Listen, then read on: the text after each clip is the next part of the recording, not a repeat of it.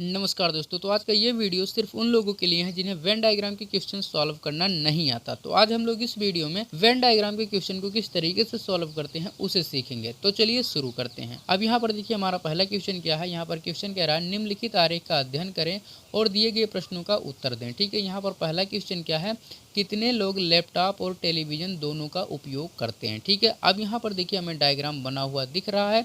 यहाँ पर जो ये वाला डायग्राम है ये स्मार्टफोन का है और ये वाला जो डायग्राम है ये लैपटॉप का है और ये वाला जो डायग्राम है ये टेलीविज़न का है। ठीक है, हमें क्या बताना है कि कितने ऐसे लोग हैं जो लैपटॉप और टेलीविज़न दोनों का उपयोग करते हैं। ठीक है, अब यहाँ पर चलिए हम लोग क्वेश्चन को सॉल्व करते हैं। ठीक है, अब यहाँ पर देखिए वह संख्या हमें ढूंढनी है जो लैपटॉप वाले और टेलीविज़न वाले दोनों के अंदर आती हो। ठीक है, तो हमें यहाँ पर साफ साफ दिखाई दे रहा है 23। ठीक है, क्या दिखाई दे रहा है 23। ठीक है, अब मैक्सिमम लोग 23 को ही आंसर कर देंगे जो कि ये गलत हो जाएगा। ठीक है, हमें यहाँ पर क्या मिल गया, 23 तो मिल गया। ठीक है, अब यहाँ पर क्वेश्चन को एक बार केयरफुली पढ़ना।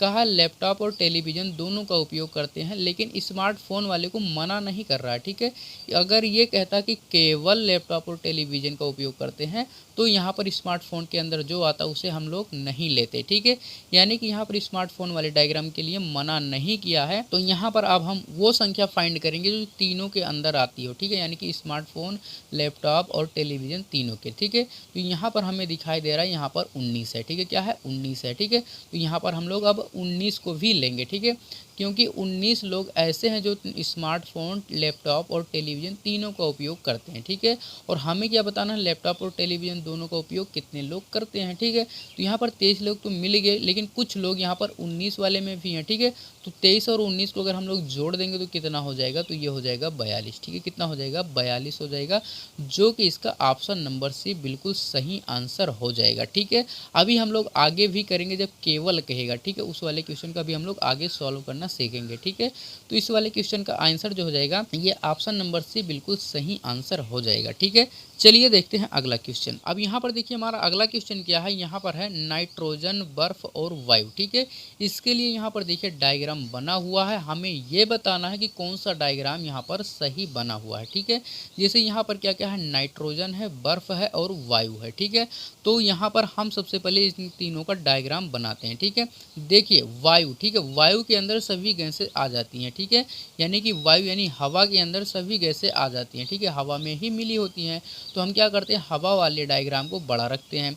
अब नाइट्रोजन क्या है, नाइट्रोजन गैस है। ठीक है, नाइट्रोजन क्या है, गैस है, तो ये हवा में ही मिला होगा। ठीक है, तो हवा वाले यानी कि वायु के अंदर क्या आ जाएगा, नाइट्रोजन आ जाएगा। ठीक है, अब यहाँ पर देखिए क्या है, ये बर्फ़ है। ठीक है, क्या है, ये बर्फ़ है, तो ये क्या होगा, इसका डायग्राम जो होगा ये अलग बनेगा क्योंकि बर्फ़ कभी भी वायु यानी कि हवा नहीं हो सकता। ठीक है, क्या हो सकता है, वायु नहीं हो सकता, यानी कि इसका डायग्राम अलग बनेगा कुछ इस तरीके से। ठीक है, और यहाँ पर अब हम लोग देख लेते हैं कि इस तरीके से डायग्राम कहाँ पर बना हुआ है। तो यहाँ पर हम देख पाते हैं कि यहाँ पर ऑप्शन नंबर डी जो होगा इसका बिल्कुल सही आंसर हो जाएगा। ठीक है, तो यहाँ पर ऑप्शन नंबर डी क्या होगा, बिल्कुल सही आंसर हो जाएगा। ठीक है, अब यहाँ पर देखिए हमारा अगला क्वेश्चन क्या है, यहाँ पर कह रहा है कितने कांच, फोन और कलम दोनों है। ठीक है, अब यहाँ पर देखिए डायग्राम बना हुआ है। ठीक है, ये ट्रेंगल जो है ये कांच को दिखा रहा है, स्क्वायर जो है ये फोन को दिखा रहा है और सर्कल जो है ये कलम को दिखा रहा है। ठीक है, हमें वह संख्या फाइंड करनी है जो तीनों डायग्राम के अंदर आती हो। ठीक है, जैसे यहाँ पर देख लेते हैं ये ट्रेंगल है, ये स्क्वायर है, ये सर्कल है। ठीक है,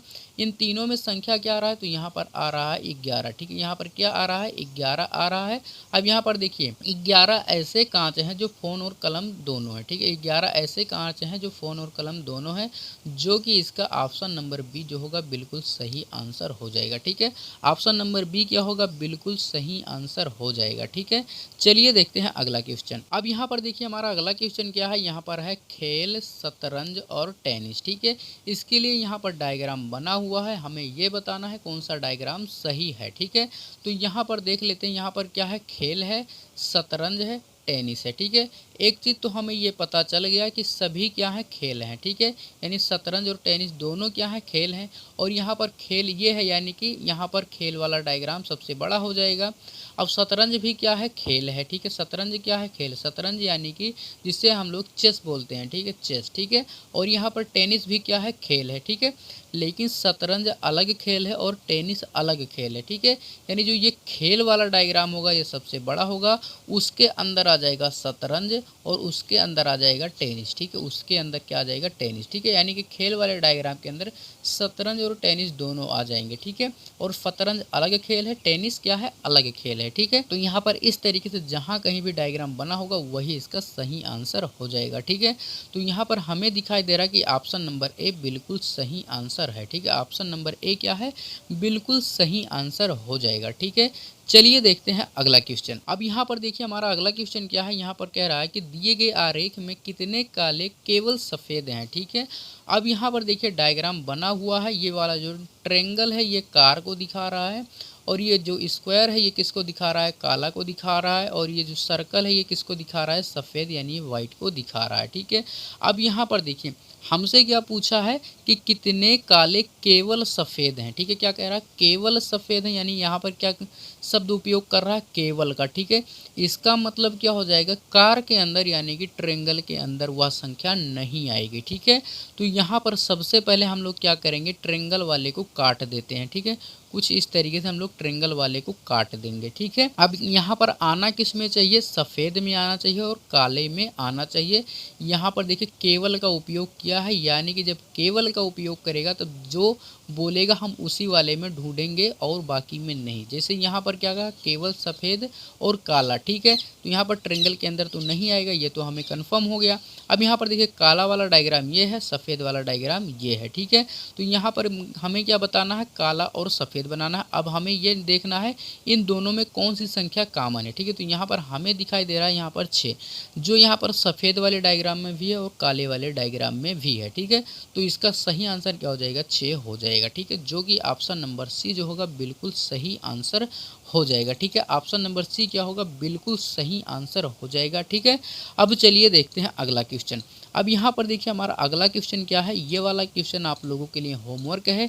यहाँ पर क्वेश्चन क्या है, तो यहाँ पर है स्कूल, शिक्षक और किताब, ठीक है। इसके लिए यहाँ पर डायग्राम बना हुआ है, आपको यही बताना इसमें कौन सा डायग्राम सही होगा, ठीक है।